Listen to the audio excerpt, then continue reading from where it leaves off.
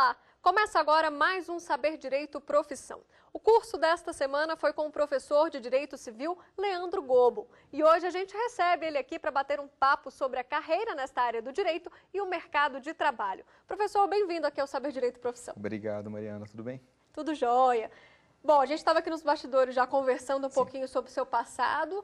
Você não é daqui, é do interior de Minas? Exato, como muita gente de Brasília, né? Sou de uma cidade pequenininha, nasci em Patrocínio, interior de Minas, morei muito tempo em Uberaba, então Triângulo, muita gente desse lugar aqui em Brasília, né? Mas eu sou de lá, vim para cá só no terceiro ano do ensino médio. Pois é, e foi exatamente isso, a escolha de uma educação melhor. Por que você veio para a capital? Na verdade, eu vim para cá por conta dos meus pais, à época, né? Meus pais funcionários de banco e por conta disso acabam mudando muito. Eu morei em 8 ou 9 cidades diferentes por conta disso. E aí viemos para cá, foi a última mudança. E eles continuaram mudando. E eu fiquei por conta da faculdade, né? E depois do trabalho. Optou pela UNB? Exatamente, a gente já estava aqui, lá em casa a opção era federal ou você paga a sua própria faculdade. Então, mas eu sempre tive vontade, assim como acho que muita gente, né, de se dedicar para conseguir entrar na federal. E o direito, professor? Quando que surgiu na sua vida? Então, essa é uma história até engraçada. Eu nunca pensei em fazer direito, não era essa a minha ideia no início. Eu sempre fui muito bom em exatas, gostava de matemática, sempre ia bem em física e matemática e queria fazer computação, engenharia da computação, especificamente à época. Cheguei a fazer a primeira fase, passar nas primeiras fases para Unicamp, ITA, e aí à época eu tinha 17 anos e não quis sair de casa. Falei, prefiro ficar em casa com meu pai, com minha mãe. O pessoal do interior, especialmente, é muito próximo à família, né? E à época não tinha tanta internet, tanto acesso para falar com a família, essas coisas. Então eu quis ficar em casa. E ficar em casa significaria Brasília e o UNB. Para escolher direito, a história é até engraçadinha, não tinha tanta coisa disponível na internet para se saber qual o melhor curso, qual a melhor faculdade, era um pouco difícil. E tinha uma revista chamada Guia do Estudante. Eu abri a revista na parte da faculdade da UNB, né? E qual era o melhor curso? Direito era o melhor curso. E aí eu fiz direito por conta disso. A escolha foi assim. De acordo com a Guia do Estudante, era o melhor curso. Mas a gente até estava conversando sobre isso antes de iniciar, mas eu realmente acredito que a maioria das pessoas tem mais de uma vocação possível na vida. Tem mais de uma coisa que, se fizer, vai se dar bem, vai ser feliz, vai conseguir. Como todo trabalho, vão ter momentos bons, momentos ruins.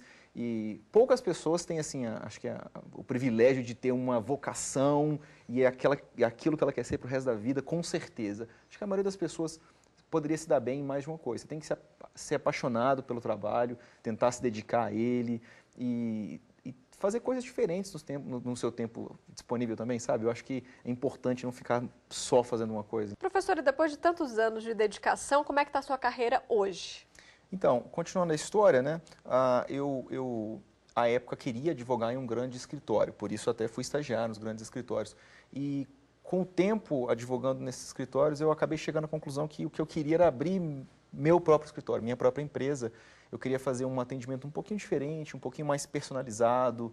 Os grandes escritórios são, obviamente, excepcionais, mas tem um trabalho um pouco diferente, grande empresa, né? Uma coisa um pouco mais modular. Eu queria fazer uma coisa mais personalizada, trabalhar mais nas áreas que me interessavam.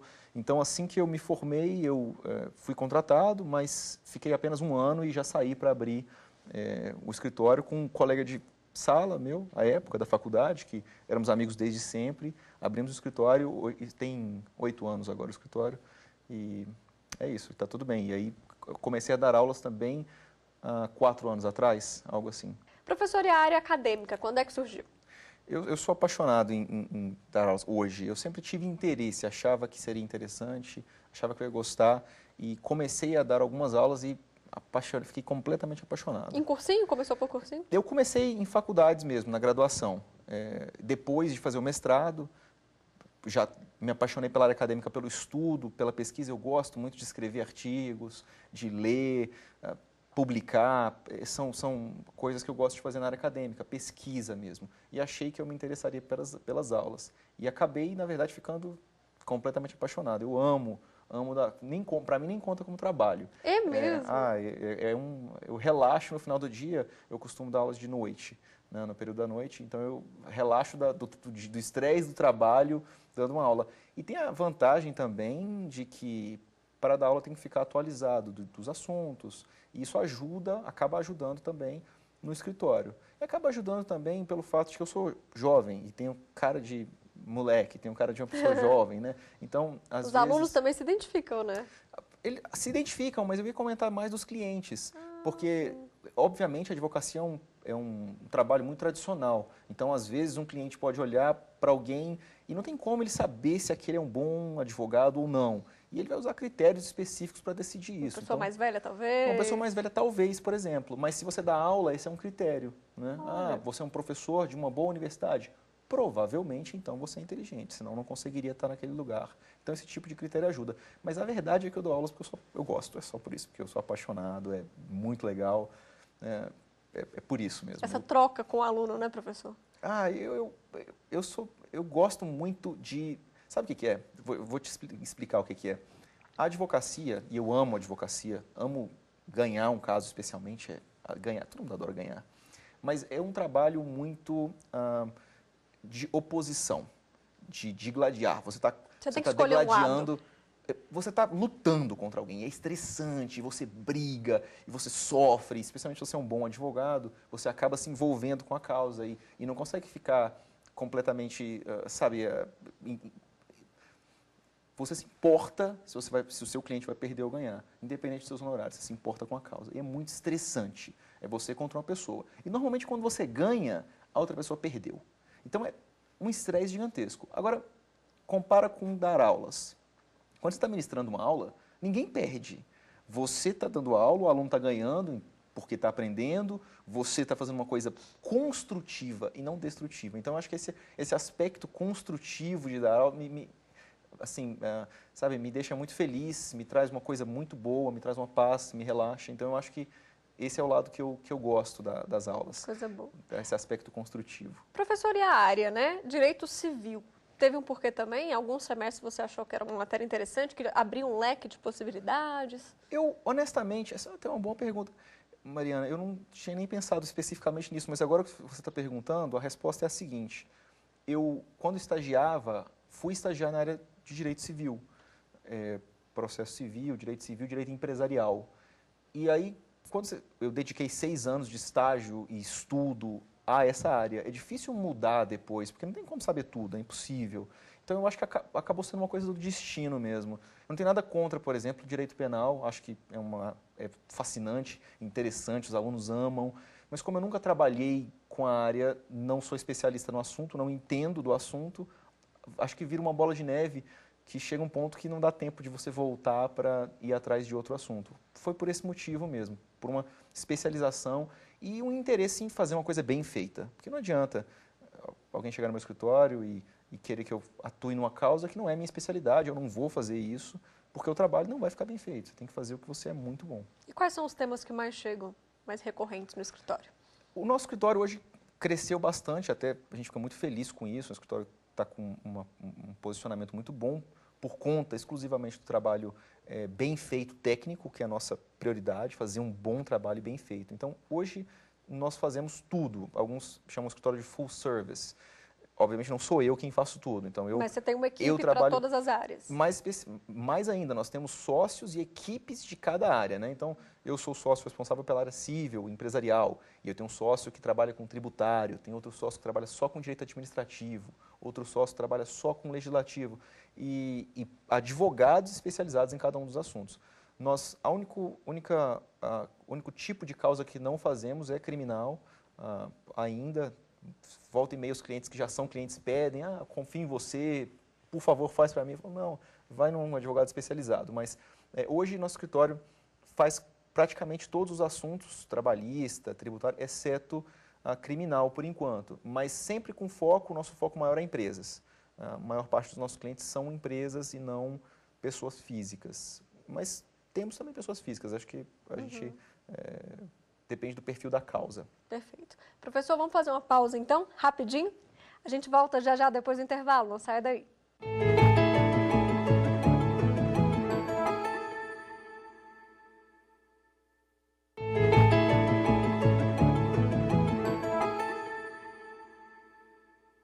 Estamos de volta hoje com o professor Leandro Gobo e neste segundo bloco a gente aborda o mercado de trabalho para os profissionais especializados no direito civil. Vamos conferir.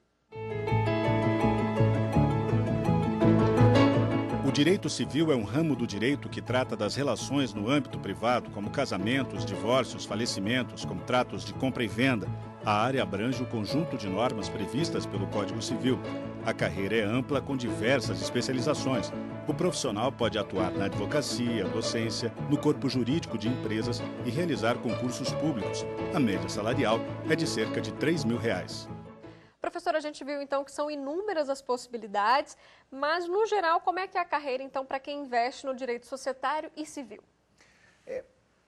O direito, eu acho que tem uma vantagem muito grande, que é o amplo leque de opções. Então, se você vai fazer direito, você pode fazer coisas desde advogar, até trabalhar como professor, até fazer um concurso público, todo mundo conhece, mas fazer outras coisas, como trabalhar na diplomacia e trabalhar como advogado em uma empresa, então ser do jurídico de uma empresa, e até, sua perspectiva de empreendedorismo, abrir um próprio escritório, abrir uma assessoria jurídica, uma consultoria. Então, o leque é bastante amplo.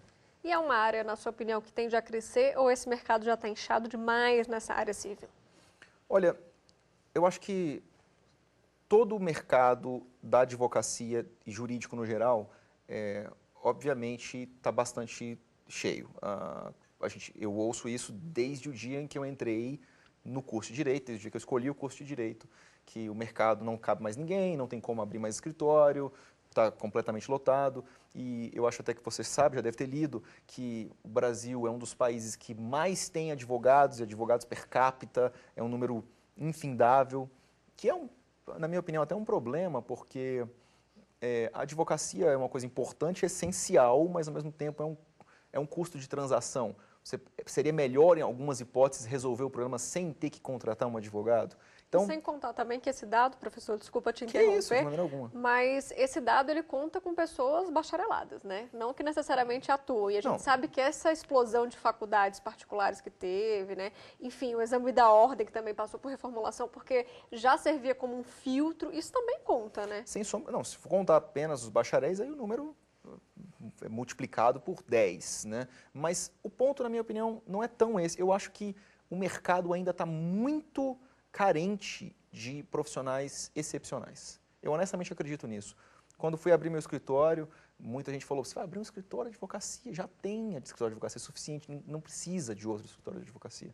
O ponto é que muitos profissionais não são bons o suficiente para fazer um serviço de alta qualidade, ou não se importam, ou os bons profissionais, os melhores, muitos procuram a carreira pública, até pela segurança, pelos salários iniciais, por esse tipo de coisa, ou desistem porque persistir no empreendedorismo é difícil. Então, o mercado está complicado? Sem dúvida, sem dúvida, não diria que não está. Mas eu acredito com muita tranquilidade, muita convicção de que bons profissionais ainda têm muito espaço. Estou falando especificamente aqui de advocacia, tá? E posso falar até do meu escritório. Nós contratamos advogados o tempo todo. Era isso que eu ia te perguntar também. É difícil também na hora de selecionar. Como é que esse aluno está saindo de uma faculdade, está saindo de um estágio preparado ou ainda falta muito, professor? É exatamente o ponto que eu ia chegar.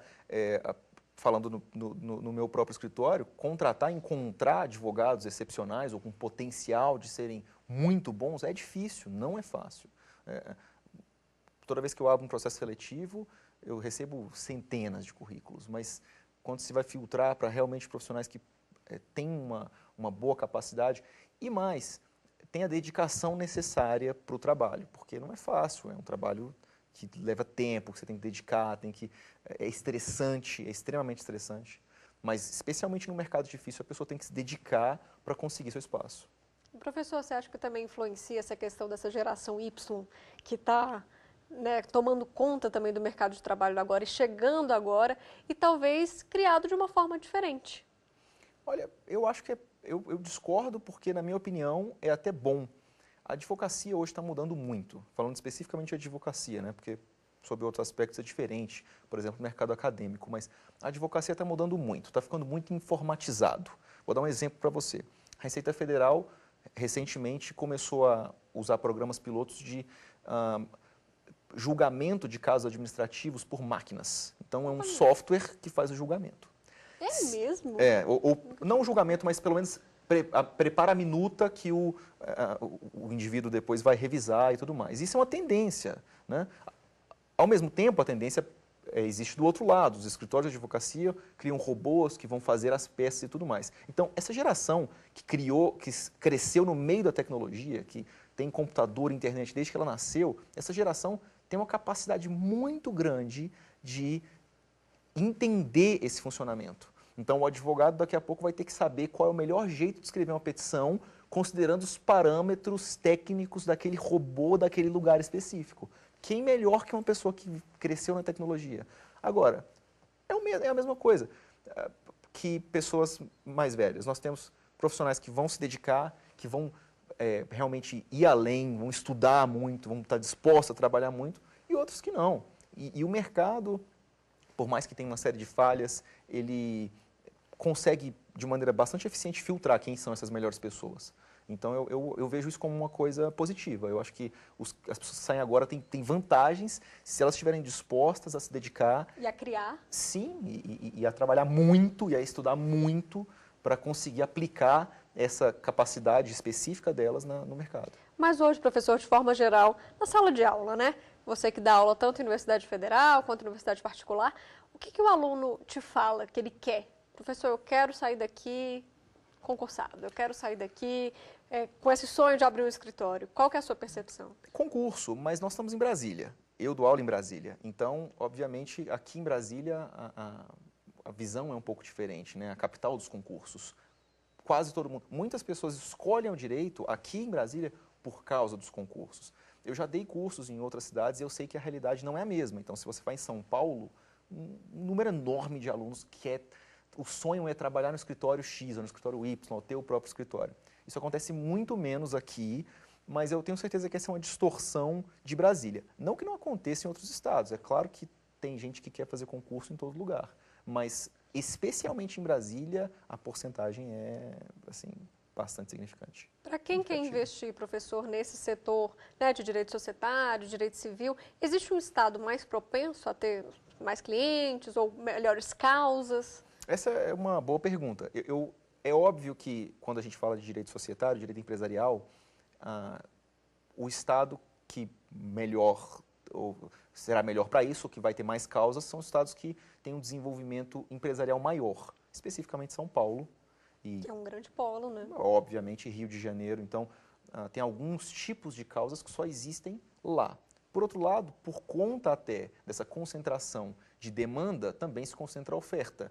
Então, lá em São Paulo tem um número muito maior de escritórios que trabalham com direito empresarial. Então, é possível, eu acho, encontrar esse tipo de trabalho em todos os lugares, todos os estados, e a oferta e a demanda vão se acompanhar mais ou menos, mas, obviamente, São Paulo seria um exemplo maior para o direito empresarial, Rio de Janeiro, com certeza. Professor, e esses alunos ainda que estão saindo, voltando a falar deles, da sala de aula, eles pensam numa titulação, num mestrado, num doutorado ou não? Só uma especialização básica? Você que já tem um mestrado, pode falar um pouco da importância desse título, né? Eu acho que poucos alunos pensam efetivamente nisso. E, obviamente, a concentração se dá nos alunos que têm interesses acadêmicos de forma específica. Hoje, se você quer ser professor, quer dar aula em algum lugar, uma instituição pública, não vou nem dizer, tem que ter doutorado, mas privada, o mestrado é um requisito. Você precisa fazer um mestrado. Então, as pessoas buscam um mestrado mais sob essa perspectiva de acadêmica, não para melhorar pessoalmente. E eu, honestamente, concordo. O mestrado, a pós-graduação estrito sensu, mestrado, doutorado, tem uma característica de titulação acadêmica que serve para pesquisa e academia. Então, se eu não fosse professor, se eu não tivesse interesse em escrever artigos, eu não tenho tanta certeza se o mestrado e o doutorado seriam passos que assim, fariam diferença prática. Talvez façam diferença mais como titulação, para dizer, eu sou mestre, eu sou doutor, mas na prática, talvez fazer um LLM, que é um tipo de estudo que você faz nos Estados Unidos, de Ele é equivalente ao mestrado, só que é como se fosse um mestrado profissional, um pouco diferente. Pode ser mais útil do que mestrado e doutorado, na minha opinião. Depende, então, do que o aluno quer. Mas poucos alunos pretendem fazer isso. E os que pretendem, quase todos, voltados já para a ideia da academia, para dar aula, para escrever. Essa área acadêmica também está começando a ficar saturada, professor, de advogados que dão aula, ou não? Na sua opinião, ainda tem também bastante espaço? Eu acho que ela está extremamente saturada. Eu acho que temos muitos professores, nem tantos professores excepcionais, mas muitos professores bons. Eu acho que é difícil hoje conseguir colocação em uma boa instituição de ensino como professor de uma cadeira importante. Não é fácil. Estou falando de boas instituições, talvez você possa começar em uma instituição que ainda está no início de vida e alguma coisa nesse sentido, mas sem mestrado, por exemplo, então se você tem pós-graduação e busca pós-graduação só após lato sensu mesmo, né? E busca dar aula na graduação do curso de Direito, por exemplo, é bastante difícil. Eu acho que tem muita gente querendo dar aula, e é difícil também para as instituições, eu acho, escolher e identificar os bons professores. Sabe o que eu acho que ajuda hoje? A internet. Então, por conta da internet, os professores costumam dar aulas online, no YouTube ou ao vivo, e você consegue identificar quem são os melhores professores. Então, acho que esse aspecto da internet ajudou bastante para se acessar os melhores professores também. Mas é um campo difícil, acho que para se destacar na magistratura, na academia hoje, requer muita dedicação, não só para conhecer os assuntos, que, obviamente, se você não sabe do assunto, é muito difícil falar, mas também desenvolver a habilidade de conseguir transmitir o conhecimento de forma adequada. No passado, colocava-se o professor porque ele tinha o título X ou Y, ou tinha a colocação X ou Y.